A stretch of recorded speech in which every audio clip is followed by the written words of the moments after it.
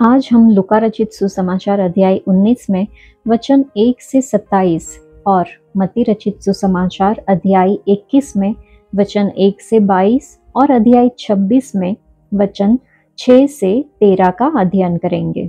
लूका रचित सुसमाचार अध्याय 19 में वचन 1 से 27। वह यरीहो में प्रवेश करके जा रहा था। वहां जक्कई नामक एक मनुष्य था जो चुंगी लेने वालों का सरदार था और धनी था।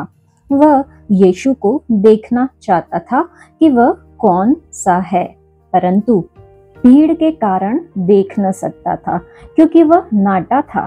तब उसको देखने के लिए वह आगे दौड़कर एक गुलर के पेड़ पर चढ़ गया क्योंकि यीशु उसी मार्ग से जाने वाला था। जब यीशु उस जगह पहुंचा तो ऊपर दृष्टि करके उससे कहा, हे जक्कई, झट उतर आ, क्योंकि आज मुझे तेरे घर में रहना अवश्य है। वह तुरंत उतरकर आनंद से उसे अपने घर ले गया। यह देखकर सब लोग कुड़कुड़ाकर कहने लगे, वह तो एक पापी मनुष्य के यहाँ जा उतरा है। जक्कई ने खड़े होकर प्रभु से कहा, हे प्रभु, देख, मैं अपनी आधी संपत्ति कंगालों को देता हूँ, और यदि किसी का कुछ भी अन्याय करके ले लिया है तो उसे 4 गुना फेर देता हूँ। तब यीशु ने उससे कहा, आज इस घर में उद्धार आया है, इसलिए कि यह भी अब्राहम का एक पुत्र है, क्योंकि मनुष्य का पुत्र खोए हुओं को ढूंढने और उनका उद्धार करने आया है। यहाँ पर हम जक्कई का मन फिराव देखते हैं। जक्कई के मन फिराव में लूका रचित सुसमाचार के ही अध्याय 18 में वचन 27 में दी गई सच्चाई का चित्रण किया गया है कि जो मनुष्य से नहीं हो सकता वह परमेश्वर से हो सकता है। जक्कई एक धनी व्यक्ति था और सामान्यतः एक धनी व्यक्ति के लिए स्वर्ग के राज्य में प्रवेश करना असंभव है, परंतु जक्कई ने अपने आप को उद्धारकर्ता के सामने दीन किया और अपने धन को अपने प्राण और परमेश्वर के बीच में आने नहीं दिया। जब प्रभु यीशु यरूशलेम की ओर अपनी तीसरी और अंतिम यात्रा के समय यरीहो से होकर जा रहे थे, तभी ऐसा हुआ कि जक्कई यीशु को देखना चाहता था। निसंदेह यह चाह जिज्ञासावश उत्पन्न हुई थी। यद्यपि वह चुंगी लेने वालों का सरदार था, तो भी वह यीशु को देखने के लिए कोई असामान्य हरकत करने से नहीं शर्माया, इसलिए कि वह नाटा था। वह जानता था कि वह यीशु को अच्छे से देख नहीं पाएगा, इसलिए वह दौड़कर एक गुलर के पेड़ पर चढ़ गया। यह पेड़ उसी रास्ते पर था जिस रास्ते से होकर यीशु जा रहे थे। जक्कई के विश्वास का यह कार्य अनदेखा नहीं किया गया। जब यीशु पास आए, उसने ऊपर दृष्टि करके जक्कई को देखा, उसे झट नीचे उतर आने का आदेश दिया और चुंगी लेने वाले के घर में खुद ही अपने आप को आमंत्रित किया। पवित्र शास्त्र में सिर्फ इसी जगह में ये उल्लेख किया गया है कि उद्धारकर्ता ने खुद ही अपने आप को किसी घर में आमंत्रित किया हो। जक्कई को जैसा कहा गया था उसने बिल्कुल वैसा ही किया और वह आनंद से प्रभु यीशु को अपने घर को ले गया। निश्चय ही हम जानते हैं कि इस दिन से उसका मन परिवर्तन हो गया। उद्धारकर्ता के सब आलोचक कुड़कुड़ा कर कहने लगे कि वह एक पापी के रूप में पहचाने जाने वाले मनुष्य के यहाँ जा उतरा है।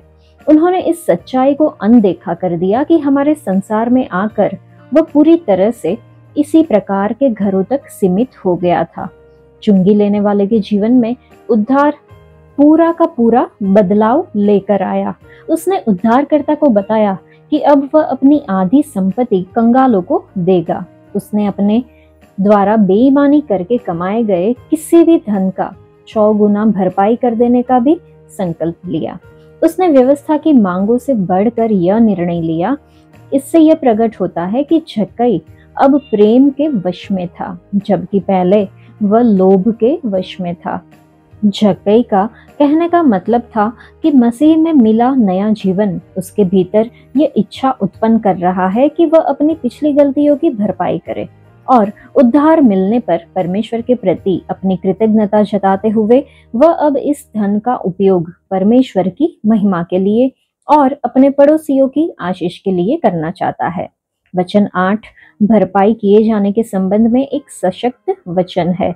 उद्धार एक व्यक्ति को पिछले समयों में की गई गलतियों को सुधारने की जिम्मेदारियों से मुक्त नहीं करता। अगर मन फिराव से पहले किसी ने किसी से कर्ज लिया है तो नया जन्म पाने के बाद वह कर्ज निरस्त नहीं हो जाता। और अगर उद्धार से पहले किसी ने किसी का पैसा चुराया हो तो परमेश्वर के अनुग्रह का सच्चा बोध यह अनिवार्य करता है कि परमेश्वर की संतान बनने के बाद उस पैसे को लौटाया जाए। यीशु ने सीधे सीधे ये घोषणा की कि झक्कई के घर में उद्धार आया है क्योंकि वह इब्राहिम का एक पुत्र है। झक्कई के घर में उद्धार आने का कारण उसका जन्म से ही यहूदी होना नहीं था। यहाँ पर इब्राहिम का एक पुत्र शारीरिक संतान से बढ़कर एक अर्थ रखता है। इसका मतलब है कि झक्कई ने प्रभु पर उसी प्रकार का विश्वास रखा जिस प्रकार का विश्वास इब्राहिम ने रखा था। साथ ही झक्कई के घर में उद्धार आने का कारण उसका परोपकार और उसके द्वारा की गई भरपाई नहीं थी। ये बातें उद्धार का परिणाम है, कारण नहीं। जो लोग प्रभु यीशु की आलोचना कर रहे थे कि वे एक पापी के यहाँ ठहरे हुए हैं, उन लोगों को उत्तर देते हुए प्रभु यीशु ने कहा, मनुष्य का पुत्र खोए हुओं को ढूंढने और उनका उद्धार करने आया है। दूसरे शब्दों में झक्कई का मन फिराव मसीह के इस संसार में आने के उद्देश्य की पूर्णता थी। वचन 11 से आगे जब हम पढ़ते हैं तो लिखा है कि जब वे ये बातें सुन रहे थे तो उसने एक दृष्टांत कहा, इसलिए कि वह यरूशलेम के निकट था और वे समझते थे कि परमेश्वर का राज्य अभी प्रकट होने वाला है। अतः उसने कहा, एक धनी मनुष्य दूर देश को चला ताकि राजपद पाकर लौट आए। उसने अपने दासों में से 10 को बुलाकर उन्हें 10 मुहरें दी और उनसे कहा, मेरे लौट आने तक लेन देन करना। परंतु उसके नगर के रहने वाले उससे बैर रखते थे और उसके पीछे दूतों के द्वारा कहला भेजा, हम नहीं चाहते कि यह हम पर राज्य करे। जब वह राजपद पाकर लौटा तो ऐसा हुआ कि उसने अपने दासों को जिन्हें रोकड़ दी थी अपने पास बुलवाया ताकि मालूम करे कि उन्होंने लेन देन से क्या क्या कमाया। तब पहले ने आकर कहा, हे स्वामी, तेरी मुहर से 10 और मुहरें कमाई है। उसने उससे कहा, धन्य हे उत्तम दास, तू बहुत ही थोड़े में विश्वास योग्य निकला, अब 10 नगरों पर अधिकार रख। दूसरे ने आकर कहा, हे स्वामी, तेरी मुहर से 5 और मुहरें कमाई है। उसने उससे भी कहा, तू भी 5 नगरों पर हाकिम हो जा। तीसरे ने आकर कहा, हे स्वामी, देख, तेरी मुहर यह है जिसे मैंने अंगोछे में बांध रखा था, क्योंकि मैं तुझसे डरता था, इसलिए कि तू कठोर मनुष्य है। जो तूने नहीं रखा उसे उठा लेता है और जो तूने नहीं बोया उसे काटता है। उसने उससे कहा, हे दुष्ट दास, मैं तेरे ही मुंह से तुझे दोषी ठहराता हूँ। तू मुझे जानता था कि कठोर मनुष्य हूँ। जो मैंने नहीं रखा उसे उठा लेता और जो मैंने नहीं बोया उसे काटता हूँ। तो तूने मेरे रुपये सर्राफों के पास क्यों नहीं रख दिए कि मैं आकर ब्याज समेत ले लेता? और जो लोग निकट खड़े थे उसने उनसे कहा, वह मुहर उससे ले लो और जिसके पास 10 मुहरें है उसे दे दो। उन्होंने उससे कहा, हे स्वामी, उसके पास 10 मुहरें तो है। मैं तुमसे कहता हूँ कि जिसके पास है उसे दिया जाएगा और जिसके पास नहीं है उससे वह भी जो उसके पास है ले लिया जाएगा। परंतु मेरे उन बैरियों को जो नहीं चाहते थे कि मैं उन पर राज्य करूं, उनको यहाँ लाकर मेरे सामने घात करो। यहाँ पर हम 10 मुहरों का दृष्टांत देखते हैं। जब उद्धारकर्ता यरीहो से यरूशलेम के पास पहुंचा तो उसके अनेक अनुयायी यह समझ रहे थे कि स्वर्ग का राज्य प्रकट हुआ चाहता है। 10 मुहरों के दृष्टांत में उसने उनकी इस आशा को खारिज कर दिया। उसने यह बताया कि उसके पहले आगमन और दूसरे आगमन के बीच में एक अंतराल होगा जिस दौरान उसके अनुयायी उसके कार्य को लेकर बहुत व्यस्त रहेंगे। इस दृष्टांत में धनी मनुष्य खुद प्रभु यीशु मसीह है जो स्वर्ग चले गए हैं कि उस समय की प्रतीक्षा करे जब वह फिर आए और पृथ्वी पर अपना राज्य स्थापित करे। दासों में से 10 उसके चेलों को दर्शाते हैं। उसने प्रत्येक को एक एक मुहर दी है और उन्हें कहा है कि वे उसके वापस आने तक इस मुहर का उपयोग लेन देन के लिए करे। यद्यपि प्रभु के दासों के वरदानों और क्षमताओं में भिन्नताएं होती है। कुछ ऐसी चीजें हैं जो सबको दी गई है, जैसे सुसमाचार प्रचार करने का सुअवसर, प्रभु को संसार के सामने प्रस्तुत करने का अवसर और प्रार्थना करने का विशेष अधिकार। निसंदेह इस दृष्टांत में मुहरे इन्हीं सुअवसरों को कहा गया है। नगर के रहने वाले नागरिक यहूदी जाति को दर्शाते हैं। उन्होंने न सिर्फ उसे ठुकरा दिया, बल्कि उसके जाने के बाद उसके पीछे दूतों द्वारा कहला भेजा कि हम नहीं चाहते कि यह हम पर राज्य करे।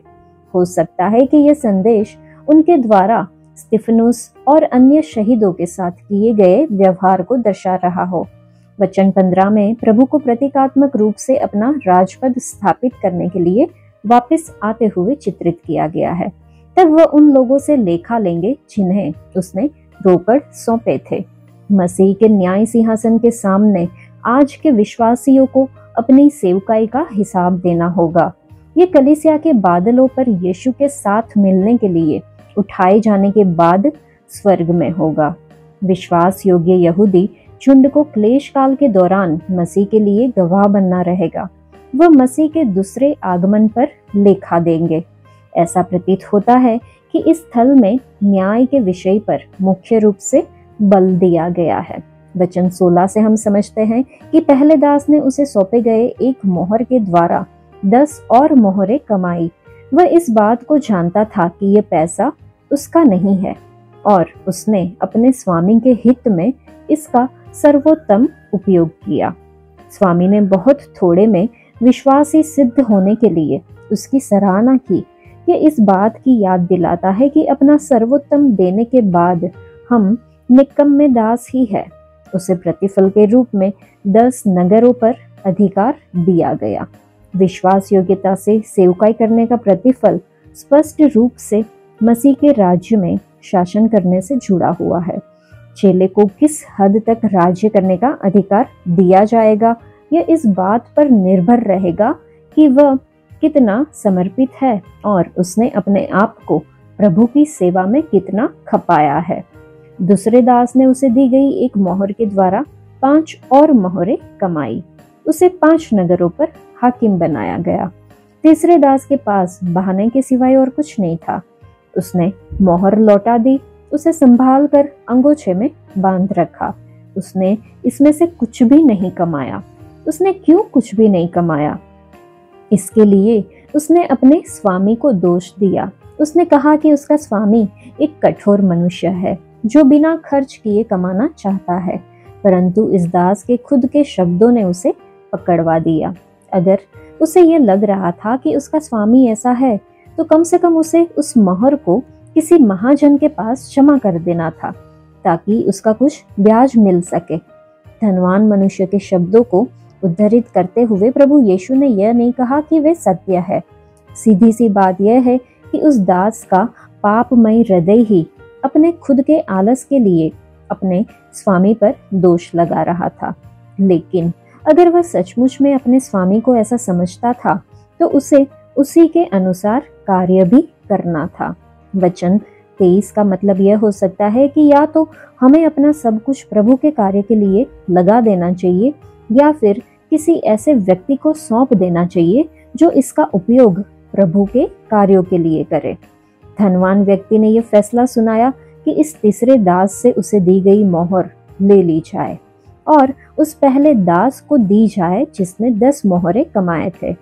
अगर हमें मिले सुअवसरों का उपयोग परमेश्वर के लिए नहीं करेंगे, तो वे हमसे ले लिए जाएंगे। दूसरी ओर अगर हम थोड़े में विश्वास योग्य रहे, तो परमेश्वर इस बात का ध्यान रखेंगे कि उनकी और अधिक सेवा करने के लिए हमें किसी वस्तु की घटी ना हो। शायद कुछ लोगों को यह अनुचित लगे कि तीसरे दास की मोहर एक ऐसे व्यक्ति को दे दी गई जिसके पास पहले से ही 10 मोहरें थी। लेकिन आत्मिक जीवन का यह अटल सिद्धांत है कि जो लीन होकर उससे प्रेम रखते और उसकी सेवा करते हैं, उन्हें और भी व्यापक अवसर दिए जाते हैं। अवसरों का लाभ न उठा पाने से सब कुछ छीन लिया जाता है। तीसरे सेवक ने अपने प्रतिफल की हानि उठाई, लेकिन उसे कोई अन्य दंड दिए जाने का उल्लेख नहीं मिलता। यहाँ पर उसके उद्धार के विषय में कोई प्रश्न चिन्ह नहीं है। नगर के जो लोग इस धनवान व्यक्ति को अपने राजा के रूप में स्वीकार करने के लिए तैयार नहीं थे, उन्हें बेरी बताकर उनकी निंदा की गई और उन्हें मृत्यु दंड दिया गया। यह उस जाति के लिए की गई एक दुखद भविष्यवाणी थी जिस जाति ने मसीह को ठुकरा दिया था। मत्ती रचित सुसमाचार अध्याय 21 में वचन 1 से 22। जब वे यरूशलेम के निकट पहुंचे और जैतून पहाड़ पर बेतफगे के पास आए तो यीशु ने 2 चेलों को यह कहकर भेजा, सामने के गांव में जाओ। वहां पहुंचते ही एक गद्दी बंधी हुई और उसके साथ बच्चा तुम्हें मिलेगा। उन्हें खोलकर मेरे पास ले आओ। यदि तुमसे कोई कुछ कहे तो कहना कि प्रभु को इनका प्रयोजन है, तब वह तुरंत उन्हें भेज देगा। यह इसलिए हुआ कि जो वचन भविष्यद्वक्ता के द्वारा कहा गया था वह पूरा हो। सियोन की बेटी से कहो, देख तेरा राजा तेरे पास आता है। वह नम्र है और गद्दे पर बैठा है, वरन लादू के बच्चे पर। चेलों ने जाकर जैसा यीशु ने उनसे कहा था वैसा ही किया और गद्दी और बच्चे को लाकर उन पर अपने कपड़े डाले और वह उन पर बैठ गया। तब बहुत से लोगों ने अपने कपड़े मार्ग में बिछाए और अन्य लोगों ने पेड़ों से डालियां काट कर मार्ग में बिछाई। जो भीड़ आगे आगे जाती और पीछे पीछे चली आती थी, पुकार पुकार कर कहती थी, दाऊद के संतान को होशाना। धन्य है वह जो प्रभु के नाम से आता है, आकाश में होशाना। जब उसने यरूशलेम में प्रवेश किया तो सारे नगर में हलचल मच गई और लोग कहने लगे, यह कौन है? लोगों ने कहा, यह गलील के नाजरत का भविष्यद्वक्ता यीशु है। यीशु ने परमेश्वर के मंदिर में जाकर उन सब को जो मंदिर में लेन देन कर रहे थे निकाल दिया और सर्राफों के पीढ़े और कबूतर बेचने वालों की चौकियां उलट दी और उनसे कहा, लिखा है, मेरा घर प्रार्थना का घर कहलाएगा, परंतु तुम उसे डाकुओं की खो बनाते हो।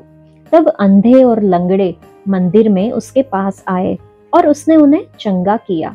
परंतु जब प्रधान याजकों और शास्त्रियों ने इन अद्भुत कामों को जो उसने किए और लड़कों को मंदिर में दाऊद के संतान को होशाना पुकारते हुए देखा तो वे क्रोधित हुए और उससे कहने लगे, क्या तू सुनता है कि ये क्या कहते हैं? यीशु ने उनसे कहा, हाँ, क्या तुमने यह कभी नहीं पढ़ा? बालकों और दूध पीते बच्चों के मुंह से तूने अपार स्तुति कराई। तब वह उन्हें छोड़कर नगर के बाहर बेतनिय्याह को गया और वहां रात बिताई। इन वचनों में हम देखते हैं कि यरीहो से निकलकर अपने मार्ग पर बढ़ते हुए यीशु जैतून पहाड़ की पूर्वी ओर आए, जहां बेतनिय्याह और बेतफगे स्थित थे। वहां से रास्ता जैतून पहाड़ के किनारे किनारे बढ़ता है, नीचे यहोशापात की तराई में जाता है, किद्रोन के नाले को पार कर ऊपर यरूशलेम को चढ़ जाता है। उसने 2 चेलों को पहले से ही यह जानते हुए भेजा कि उन्हें एक गद्दी और उसके साथ बच्चा मिलेगा। उन्हें इन दोनों पशुओं को खोलना है और उन्हें यीशु के पास लाना है। अगर कोई इसके लिए उन्हें कुछ कहे तो उन्हें यह बताना है कि प्रभु को इन पशुओं की आवश्यकता है। तब इन पशुओं का मालिक उन्हें ले जाने की अनुमति दे देगा। शायद मालिक यीशु को जानता रहा हो और पहले यीशु को उसने सहायता करने का प्रस्ताव दिया हो, या फिर इस घटना के द्वारा से प्रभु की सर्वज्ञता और सर्वोच्च अधिकार को दर्शाया गया है। सब कुछ वैसा ही हुआ जैसा यीशु ने पहले से बताया था। पशुओं को काम में लाने के द्वारा यशाया और जकरिया के द्वारा की गई ये भविष्यवाणियां पूरी हुई कि सियोन की बेटी से कहो, देख तेरा राजा तेरे पास आता है, वह नम्र है और गद्दे पर बैठा है, वरन लादू के बच्चे पर। चेलों के द्वारा पशुओं के ऊपर अपने वस्त्र फैला देने के बाद यीशु गद्दे के बच्चे पर बैठ गए और उसकी सवारी करते हुए यरूशलेम की ओर बढ़ चले। यह एक ऐतिहासिक क्षण था। इस तरीके से यरूशलेम की ओर सवारी करते हुए प्रभु ने जानबूझकर मसीह होने का एक खुला दावा किया। प्रभु कपड़े और डालियां बिछाकर बनाए गए कालीन पर होकर नगर को गए। लोगों के उल्लासपूर्ण ऊंचे स्वर उसके कानों में गूंज रहे थे। एक क्षण के लिए कम से कम उसे राजा के रूप में स्वीकार किया गया था। भीड़ ने चिल्लाकर कहा, दाऊद के संतान को होशाना, धन्य है वह जो प्रभु के नाम से आता है। होशाना का मूल अर्थ होता था, हमारे रोमी शोषकों से हमें छुटकारा दो। बाद में यह शब्द स्तुति का एक उद्गार बन गया। दाऊद के संतान और धन्य है वह जो प्रभु के नाम से आता है, दोनों ही वाक्यांश स्पष्ट रूप से ये संकेत देते हैं कि यीशु को मसीह के रूप में स्वीकार कर लिया गया था। वही वह धन्य जन है जो यहोवा के द्वारा दिए गए अधिकार से उसकी इच्छा पूरी करने को आता है। मरकुस ने भीड़ द्वारा लगाए गए नारे को इस तरह से लिखा है कि हमारे पिता दाऊद का राज्य जो आ रहा है, धन्य है, आकाश में होशाना। यह इस बात की ओर संकेत करता है कि लोगों ने सोचा कि मसीह के दाऊद के सिंहासन पर बैठने के द्वारा राज्य अब स्थापित होने ही वाला है। आकाश में होशाना के नारे लगाने के द्वारा भीड़ आकाश को बुला रही थी कि वह पृथ्वी के साथ मिलकर मसीह की प्रशंसा करे, और शायद प्रभु को पुकार रही थी कि वह स्वर्ग में से उन्हें छुटकारा दे। मरकुस रचित सुसमाचार अध्याय 11 में वचन 11 में यह वर्णन किया गया है कि एक बार यरूशलेम में यीशु मंदिर को गए, मंदिर के भीतर नहीं परंतु आंगन में। उसे परमेश्वर का घर माना जाता था, परंतु वह इस मंदिर में सहज महसूस नहीं कर रहे थे, क्योंकि महायाजकों और लोगों ने उसे उसका सही स्थान देने से मना कर दिया था। कुछ समय तक चारों ओर देखने के बाद उद्धारकर्ता वहां से निकलकर 12 चेलों के साथ बेतनिया चले गए। यह रविवार के दिन संध्या के समय की घटना है। इस दौरान नगर के भीतर उसकी पहचान को लेकर सब हक्के बक्के हो गए। जिन्होंने पूछा, उन्हें यह बताया गया कि वह गलील के नाजरत का भविष्यद्वक्ता यीशु है। इससे ऐसा प्रतीत होता है कि कुछ ही लोग वास्तव में यह समझ पाए थे कि वह मसीह है। एक सप्ताह से भी कम समय के भीतर ये चंचल भीड़ ये चिल्लाने लगी, उसे क्रूस पर चढ़ाओ, उसे क्रूस पर चढ़ाओ।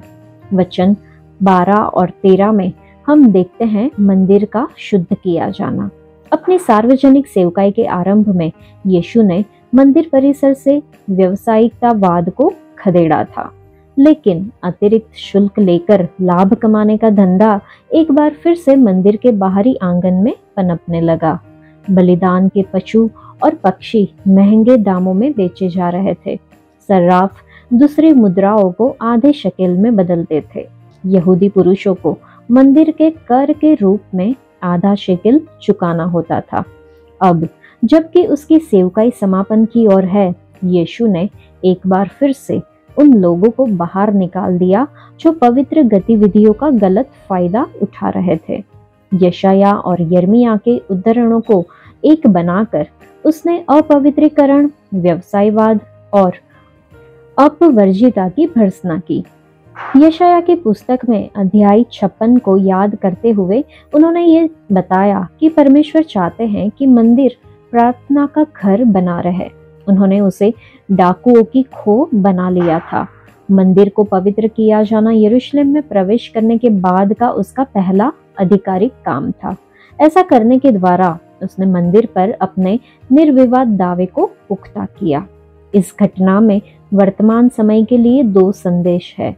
हमारे कलीसियाई जीवन में हमें उसकी उस शुद्ध करने वाली सामर्थ्य की आवश्यकता है, जिसके द्वारा हम कलीसिया से बाजारीकरण, खाना पीना और धन कमाने की कुयुक्तियों को बाहर खदेड़ सके।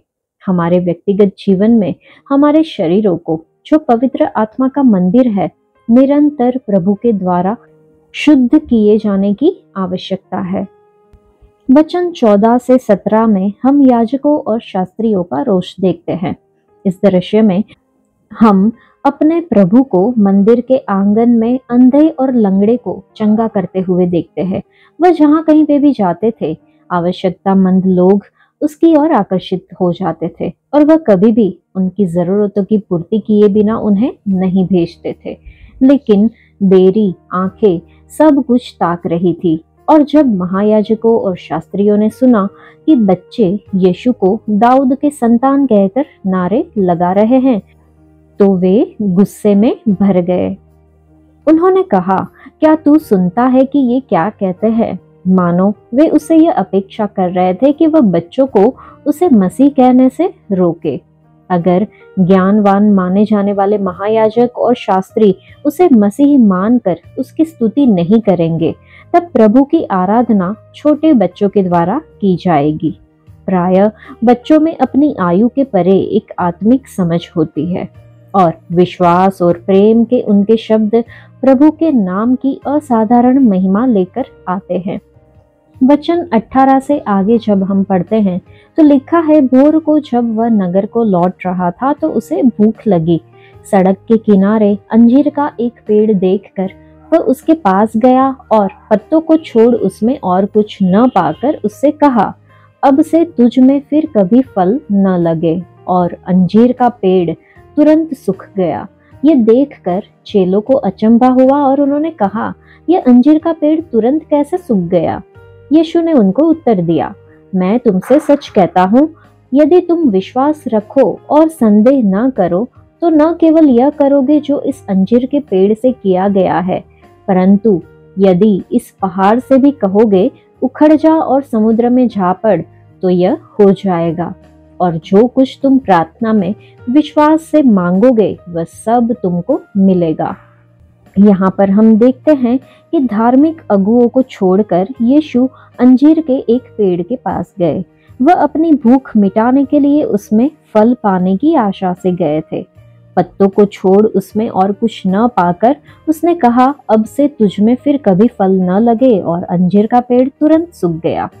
मरकुस द्वारा किए गए वर्णन में अध्याय 11 में यह टिप्पणी की गई है कि उस समय फल का मौसम नहीं था, इसलिए फल न होने के कारण इस पेड़ को शाप दिया जाना उद्धारकर्ता को अविवेकी और बदमिजाज के रूप में चित्रित करता प्रतीत होता है। ये जानते हुए कि प्रभु ऐसा नहीं है, इस समस्या को कैसे सुलझाया जा सकता है?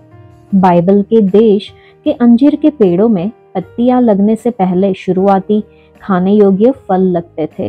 ये नियमित फल के आने की सूचना देने वाले फल थे।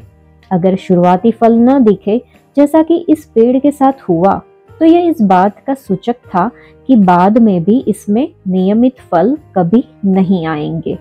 यही एकमात्र ऐसा आश्चर्यकर्म है जिसमें मसीह ने आशीष न देकर शाप दिया हो, जीवन न देकर नाश किया हो। इसे भी एक समस्या के रूप में सामने लाया गया है। इस प्रकार की आलोचनाएं मसीह के व्यक्तित्व के बारे में अज्ञानता की पोल खोल देती है। वह परमेश्वर है, वह विश्व का प्रभु है। उसके कुछ कार्य हमारे लिए भेद है, लेकिन हमें यह मानकर चलना है कि वे हमारे भले के लिए है। इस मामले में प्रभु यह जानते थे कि यह अंजीर का पेड़ फिर कभी नहीं फलेगा, और उसने इस तरह से अभिनय किया जिस तरह से एक किसान एक फलहीन वृक्ष को अपने उद्यान से हटाते समय कहेगा। दाखलता और जैतून के पेड़ की तरह अंजीर का पेड़ इस्राएल जाति का प्रतिनिधित्व करता है। जब यीशु इस्राएली जाति के पास आए तब उसमें पत्तियां थी जो मुंह से उसे प्रभु मानने को दर्शाती है, लेकिन उसमें परमेश्वर के लिए कोई फल नहीं था। यीशु इस्राएली जाति से फल पाने के लिए भूखे थे, क्योंकि उनमें शुरुआती फल नहीं थे। वह जानते थे कि बाद में भी अविश्वासी लोगों से कोई फल प्राप्त नहीं होगा, और इसलिए उसने अंजीर के वृक्ष को शाप दिया। यह उस दंड का चित्रण था जो इस्राएली जाति को ईस्वी सन 70 में दिया गया। हमें यह याद रखना जरूरी है कि यद्यपि अविश्वासी इस्राएल हमेशा के लिए फलहीन रहेगा, इस्राएली जाति का एक विश्वास योग्य झुंड कलीसिया के उठाए जाने के बाद मसीह के पास लौटेगा। वे क्लेश काल के दौरान और मसीह के 1000 वर्ष के शासन के दौरान उसके लिए फल लाएंगे। यद्यपि इस स्थल की प्राथमिक व्याख्या इस्राएली जाति पर लागू होती है, परंतु ये सब समयों के उन सब लोगों पर भी लागू होती है जो ऊंची ऊंची बातें करते हैं, बड़ी बड़ी बातें करते हैं और काम जो है वो निचले करते हैं। जब चेलों ने अंजीर के पेड़ के अचानक सूख जाने पर आश्चर्य व्यक्त किया तो प्रभु ने उन्हें बताया कि वे इससे भी बड़े आश्चर्य कर्म कर सकते हैं अगर उनमें विश्वास हो।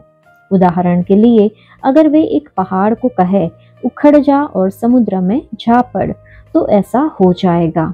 और जो कुछ तुम प्रार्थना में विश्वास से मांगोगे वह सब तुमको मिलेगा। एक बार फिर से हमें यह स्पष्ट करना जरूरी होगा कि प्रार्थना के संबंध में पक्की प्रतीत होने वाली इन प्रतिज्ञाओं को उन सारी बातों के प्रकाश में समझना जरूरी है जो बाइबल इस विषय पर सिखाती है। वचन 22 का अर्थ यह नहीं है कि कोई भी मसीही जो चाहे वह मांग सकते हैं और उसे पाने की अपेक्षा कर सकते हैं। उसे बाइबल में दी गई शर्तों के आधार पर प्रार्थना करना जरूरी है। मत्ती रचित सुसमाचार अध्याय 26 में वचन 6 से 13। जब यीशु बेतनिया में शमौन कोढ़ी के घर में थे तो एक स्त्री संगमरमर के पात्र में बहुमूल्य इत्र लेकर उसके पास आई और जब वह भोजन करने बैठा था तो उसके सिर पर उंडेल दिया। यह देखकर उसके चेले रिसियाए और कहने लगे, इसका क्यों सत्यानाश किया गया? इसे तो अच्छे दाम पर बेचकर कंगालों को बांटा जा सकता था। यह जानकर यीशु ने उनसे कहा, स्त्री को क्यों सताते हो? उसने मेरे साथ भलाई की है। कंगाल तो तुम्हारे साथ सदा रहते हैं, परंतु मैं तुम्हारे साथ सदैव न रहूंगा। उसने मेरी देह पर जो यह इत्र उंडेला है वह मेरे गाड़े जाने के लिए किया है। मैं तुमसे सच कहता हूँ कि सारे जगत में जहाँ कहीं यह सुसमाचार प्रचार किया जाएगा वहाँ उसके इस काम का वर्णन भी उसके स्मरण में किया जाएगा। इन वचनों में हम यीशु का बेतनिया में अभिषेक देखते हैं। महायाजकों के कपट, चेलों की संकीर्णता और यहूदा के विश्वासघात के दस्तकों के मध्य में यह घटना एक सुखद राहत प्रदान करती है। जब यीशु बेतनिया में शमौन कोढ़ी के घर में था तो एक स्त्री बहुत ही मूल्यवान इत्र से भरा पात्र लेकर आई और उसे यीशु के सिर पर उंडेल दिया। उसके बलिदान का महंगा मूल्य प्रभु यीशु के प्रति उसके समर्पण की गहराई को व्यक्त करता है। मानो वह कह रही हो, प्रभु के लिए चाहे जो भी किया जाए कम है। उसके चेले और विशेष करके यहूदा ने उस स्त्री के इस कार्य को एक बहुत बड़ा सत्यानाश मतलब कि बर्बादी समझा। उनका विचार था कि बेहतर होता अगर वे इसे बेचकर पैसों को कंगालों में बांटा जाता। यीशु ने उनके विचारों की विकृति को सुधारा। उस स्त्री का यह कार्य बर्बादी नहीं लेकिन बहुत ही सुंदर था। न सिर्फ इतना ही, उसने बिल्कुल ठीक समय पर यह कार्य किया था। कंगालों की सहायता कभी भी की जा सकती है, लेकिन उद्धारकर्ता के गाड़े जाने के लिए संसार के इतिहास में सिर्फ एक ही बार तैयारी की जा सकती थी। वह क्षण आ चुका था और एक अकेली स्त्री की आत्मिक समझ ने इस अवसर को पकड़ लिया। प्रभु की मृत्यु के संबंध में उसकी भविष्यवाणी पर विश्वास करते हुए स्त्री अवश्य ही समझ गई रही होगी कि अभी नहीं तो कभी नहीं, और जब उसने ये कार्य किया तो वह बिल्कुल सही निकली। जिन स्त्रियों ने उसकी मृत्यु के बाद उस पर सुगंधित द्रव्य लगाना चाहा, उनकी योजनाओं को पुनरुत्थान ने निष्फल कर दिया। प्रभु यीशु ने प्रेम के उसके इस साधारण कार्य को अमर बना दिया। लिखा है कि मैं तुमसे सच सच कहता हूँ कि सारे जगत में जहाँ कहीं ये सुसमाचार प्रचार किया जाएगा वहाँ उसके कामों का वर्णन भी उसके स्मरण में किया जाएगा। सच्ची आराधना का कोई भी कार्य स्वर्ग के दरबार को सुगंध से भर देता है और यह प्रभु की स्मरण शक्ति में कभी न मिटने के लिए दर्ज हो जाता है। आज के लिए इतना ही। परमेश्वर आप सबको आशीष दे। धन्यवाद।